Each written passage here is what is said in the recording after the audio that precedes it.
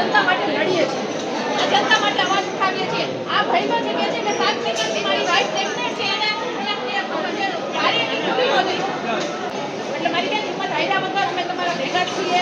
કોઈ કઈ તમને કહે છે નહીં અને ભાઈ તમે આ બેનની સારવાર કરાવો, અમે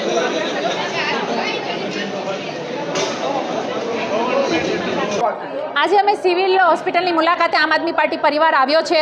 અમને જાણવા મળ્યું હતું અને અમે પણ સહન કરી રહ્યા હતા કે સૌથી પહેલાં ટોકન સિસ્ટમ ચાલુ કરવામાં આવી છે, જે કેસ બારીઓ બંધ હોય છે।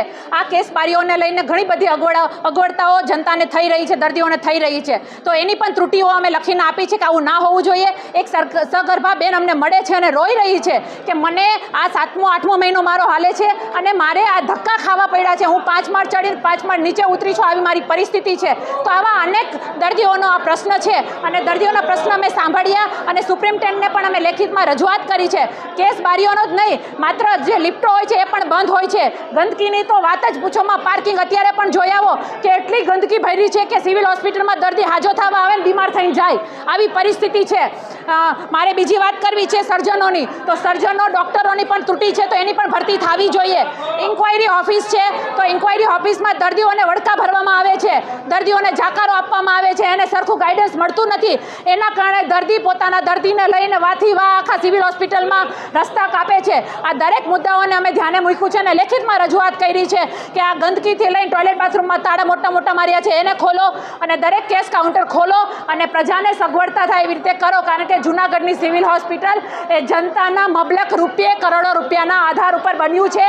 આ જનતાને સુવિધા મળવી જોઈએ, એના બદલે અહીંયા કોઈ સુવિધા નથી, એ વાતને લઈને અમે રજૂઆત કરવા આવ્યા છે અને આગામી દિવસોમાં આવી જ રીતે જનતા રેડ કરીશું અને ભાજપ સરકારની જેટલી પણ પોલ છે અને જે આ સુવિધાઓ ઊભી કરે છે એની સામે અમે આમ આદમી પાર્ટી પરિવાર અવાજ ઉઠાવશું। સૌપ્રથમ તો આપના મીડિયાના માધ્યમ દ્વારા તમામ લોકોને જણાવવાનું કે સિવિલ હોસ્પિટલ જુનાગઢ ખાતે જ્યારે ઓપીડીમાં કેસ કઢાવવા માટે આપ આવો ત્યારે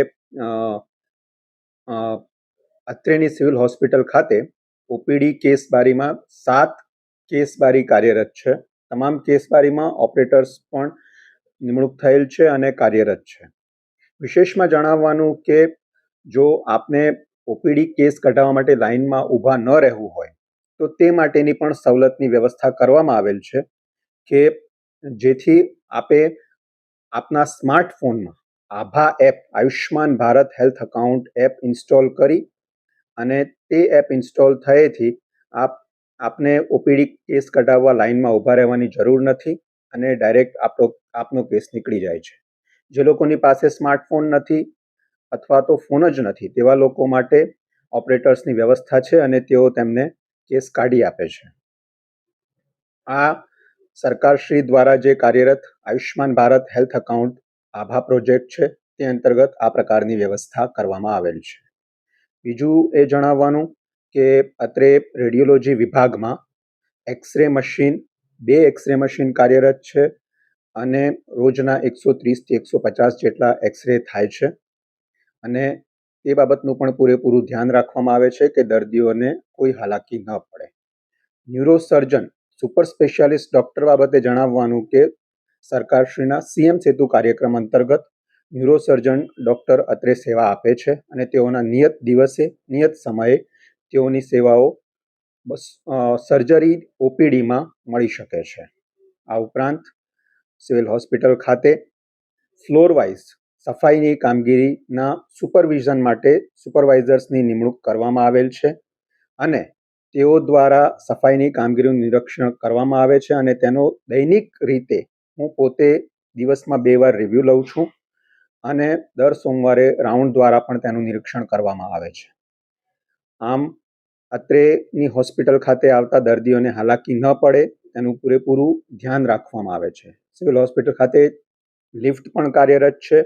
બેઝમેન્ટની કામગીરી ચાલુ હોય, એક લિફ્ટ બંધ છે જે નોટિસ પણ લગાડવામાં આવેલ છે અને તે બાબતે પણ દર્દીઓને ત્યાં હાલાકી ન પડે તે માટે બાકીની તમામ લિફ્ટ કાર્યરત રાખવામાં આવેલ છે।